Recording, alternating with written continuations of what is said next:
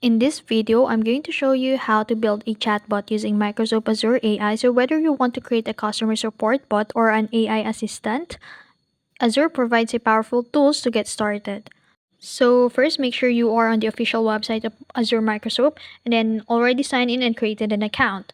And then on your dashboard, click the plus button in there and then you'll be redirecting to the creator resources. So in here, on the search bar, you can search for Azure bot service and then navigate to channels and then you can connect your chatbot to Microsoft Teams, web chat, and Telegram, WhatsApp, or Facebook Messenger. So follow the setup process and test your bot on the selected platform.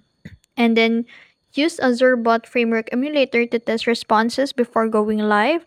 And then in the Azure portal, click Test in Web Chat to check functionality. Make improvements by updating the bot logic in Azure Cognitive Services.